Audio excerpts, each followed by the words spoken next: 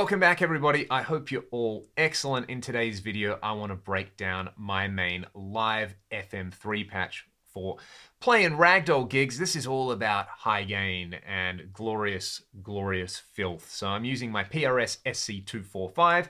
These are the stock pickups. If this doesn't sound exactly the same on your rig, like if you go and download this preset or you recreate all these steps, this guitar has a lot to do with it. The way I play guitar has a lot to do with it as well. If it doesn't sound exactly the same, my advice would be embrace it. Your playing style and your guitar and your setup and your preferences are probably different to mine. And rather than worry about it trying to sound exactly like this, just embrace the fact that you're going to sound like yourself, probably no matter what. The whole thinking behind this preset and this rig is so that I can sound as much like myself as possible. I'm not kind of chasing a particular tone or anything like that. This is just what I like, and this helps me sit in the mix with my band. So it's kind of why I do it. Having said that, hopefully there are some really useful tips and tricks that you can incorporate into your presets to craft your sound. That's what it's all about. So having said that, the amp model that I kind of settled on, or that I'm using live at the moment, it's a Mark series model. I'm actually using the USA lead mid gain. I do really, really like the USA 2C++ model as well, and I've used that in the past. But, at the moment, the lead mid gain is scratching the itch. I break this kind of preset down into basically 3 sections. It looks daunting, but this kind of middle section from the amp to the multi-band compressor is basically my tone generator. I have an amp and a cabinet. That's kind of the main guts of the sound. Then there's a gate to just kind of keep everything quiet. There is a parametric EQ and a multi-band compressor to basically just kind of sculpt the tone into the sort of place where it needs to be to sit in a full band mix. Then this kind of last section is a multi-tap delay block and a reverb. That's some kind of, source on the top. And then I've got a wah in front of all of that because wah equals cheat codes, and I love wah, especially when I'm playing lead guitar live, because it just covers up all my mistakes. And, people love wah, unless you're Adele. But anyway, on that note, let's look at the amp and cabinet combination, the cab that I'm using. And this kind of goes a long way to crafting this sound. You can actually go and download this Impulse. I made it. It is available for free on the Fractal Exchange. It's called LT Brit 412 V30 Mix. It is a blend of 3 different microphones on a Marshall 4x12 cab with V30s. I shot this IR with my Axe FX3. I use it on lots and lots of stuff. This is kind of my main thing when I'm recording ragdoll songs with the Axe FX3. If I turn all this stuff off and we just hear the kind of raw amp and cab sound, we can get into the amp settings in a second. It sounds like this.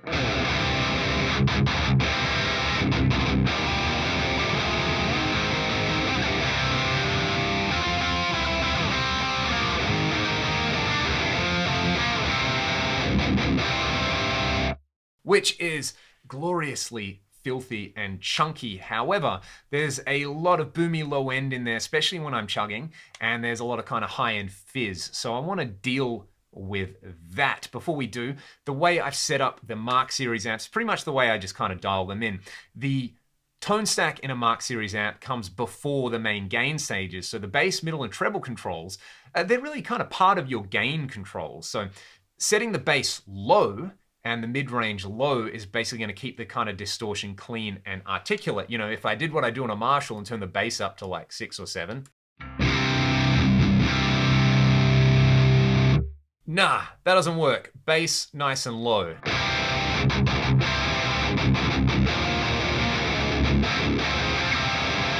Much, much better. If you kind of have that little nugget of understanding, because I always get comments on my videos like, why is the bass so low? Why would you do that? Why is the bass low here and boosted here? It's because this comes before the gain stages. This comes after it. So this kind of graphic EQ here really kind of shapes the overall tone, whereas the bass, middle, and treble and the input drive and overdrive shape the kind of the feel of the game. That's how I think about it anyway. So that's kind of my main thing going on there. One thing that I do in the amp block that I find tightens these up even more, this is probably my favorite kind of little trick for the Mark series models. You go to the preamp and you set the low cut frequency to about 250 hertz. From memory, this kind of defaults maybe to about 90 hertz, so you get this.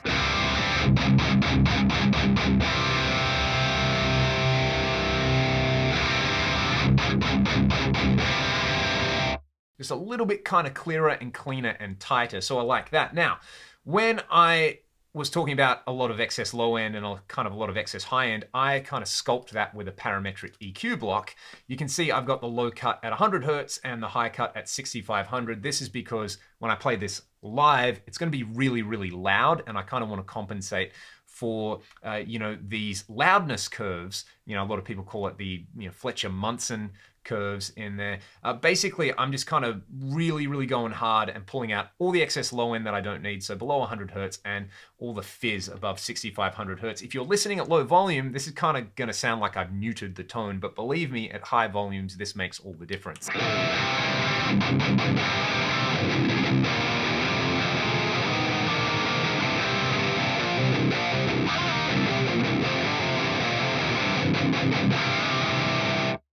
You'll also notice that there are two frequency bands where I'm making some very tight little cuts. I can solo these, and you can hear the information in there.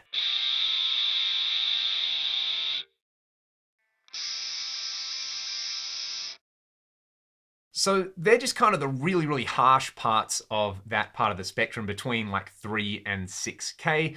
I find that by pulling those out, again, at really high volumes, you avoid those kind of ice-picky frequencies that just hurt your ears. So you pull them out here, and basically the mix engineer gets it, and they don't have to worry about doing a whole bunch of sculpting to your guitar tone, which I like. You give them very much a kind of finished product in there. Again, some people might think this is overkill. I just think it kind of lets me get where I want to be live quicker. Then I use a multi-band compressor, essentially like a dynamic EQ. So I have this range between 90 and 350 hertz set up.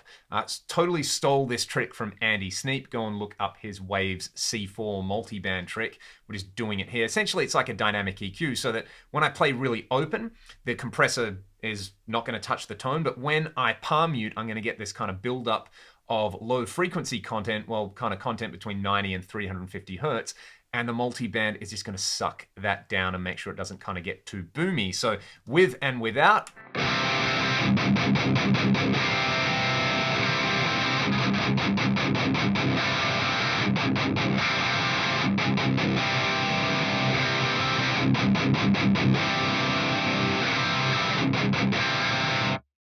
And again, you might think if you're listening at low volumes that I kind of neutered the tone there, but keep in mind, I play in a band with a very loud drummer and a bass player who plays with bass distortion, so kind of leaving this nice and clear isn't going to muddy things up.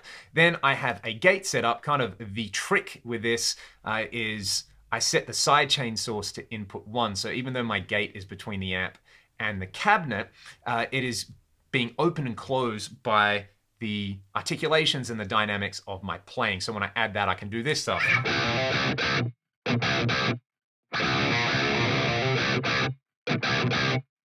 So that's pretty cool. That's my kind of main thing going on there. And that's my dry sound. This is like 70% of the gig for me. I'll skip over to scene 3, which turns on, and I also should mention I have this reverb Recording Studio C. I have it on the economy setting. I can't really hear the difference between ultra high and economy. Half a second of reverb, mix at 10%. This is what that is doing. I use in-ears live, so this kind of just takes the edge off the in-ears sound. Very, very subtle, kind of like just a little bit of a kind of room vibe in there. It makes it sound a bit more 3D in your in-ears. So scene 3 is my main rhythmic delay, and I'll show you how I've got this set up. I have the quad tap delay, so this is going to give me 4 delay taps.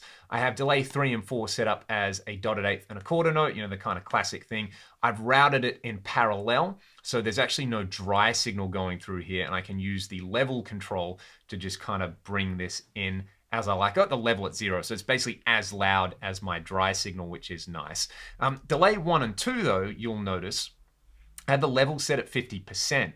And I have 3 milliseconds and 5 milliseconds of delay because on those lines I've added some chorusing. So I can kind of come in here if I like and just basically turn this chorus depth up a little bit. It's kind of gonna, again, make things sound a little more 3D. We get this.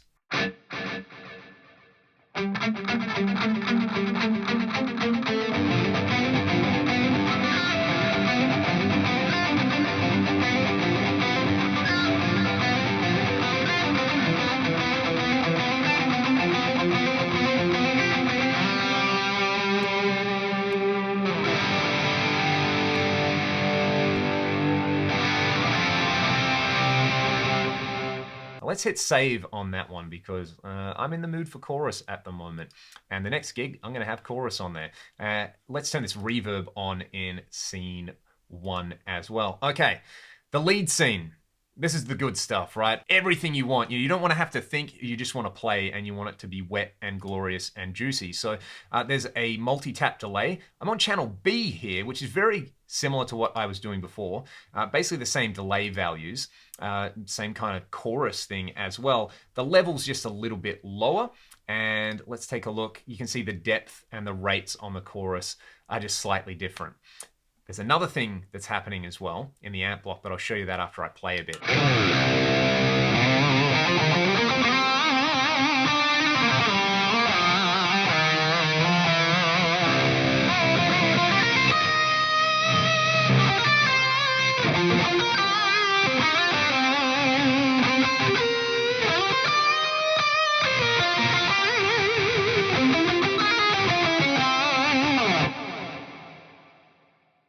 See what I mean about being just kind of glorious and juicy? I'm using the output block here, scene level, to actually boost the volume there. So scene 2 is 3 dB louder, so you probably noticed that was a lot louder.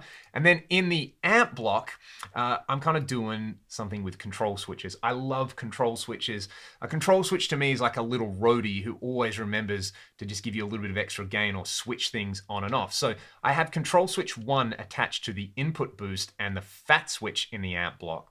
Rather than use a drive pedal in front to give me more gain and change the EQ, I'm using the built-in input boost and fat switch. So you can see control switch 1 and also control switch 1. Now, in my controller section, I can go in and I can do my control switches per scene. You can see those control switches are off everywhere except for scene 2. So when I go to scene 2, the amp block, the control switch is going to turn these two things on. You can see in scene 1, those are off, and in scene 2, they're on. So that's my kind of built-in boost in the amp block. It means I don't have to use a drive pedal, and it just sounds amazing. It really, really sounds and feels great, in my opinion, at really, really loud volumes when you do this. It's you know, it's why I play guitar. I love this stuff. So that's kind of the main stuff going on in my presets. Oh yeah, the wah. Let's have a look at my wah settings.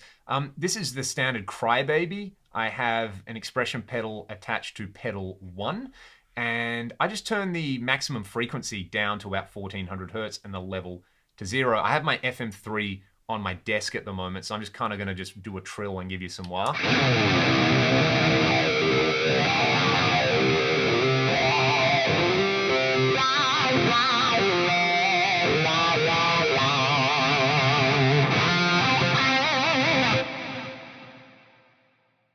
And that is set to auto engage. Again, kind of cheat codes. You can play anything when you have a wah. The last thing I'll show you are how my foot switches are laid out. So let's go to the FC controllers. This is going to show me the onboard foot switches for the FM3. And I have a, let me see, where's my layout? Layout 2, I have a perform layout. This is super basic, right? There's 3 foot switches. I have on foot switch 3, tap tempo, because I basically have rhythmic delays in every song on scene 3. And then if I hold that foot switch, it will activate the tuner. Then basically, foot switch 1, if I tap it, gives me my dry scene. If I hold it and release it, it gives me my lead scene.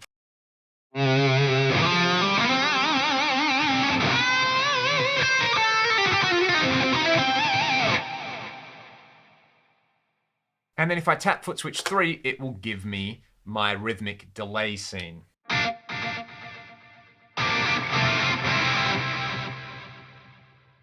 Cool stuff. I've actually got a clean scene in here, scene 4, which I basically never use live, but it is on the hold function for that one right there.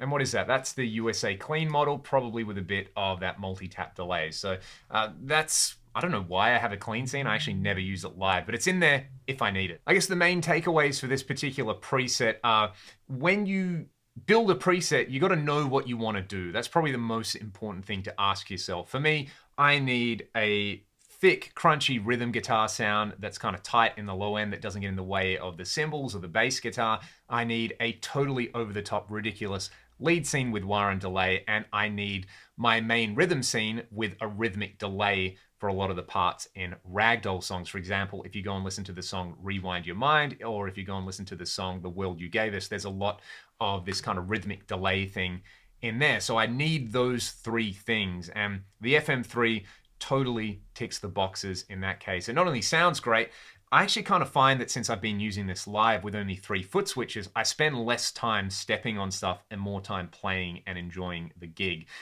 You've seen my kind of foot switch layouts. Hopefully there are some nifty little tricks with like the gate, the multi-tap delay, the parametric EQ, the multiband, the amp block itself.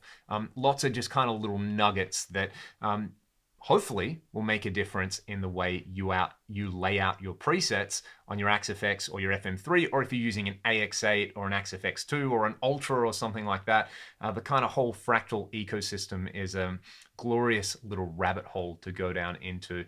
That's all for today. Thank you so much for watching the video. If you have questions, let me know in the comments section. Until next time, stay excellent and thank you for watching.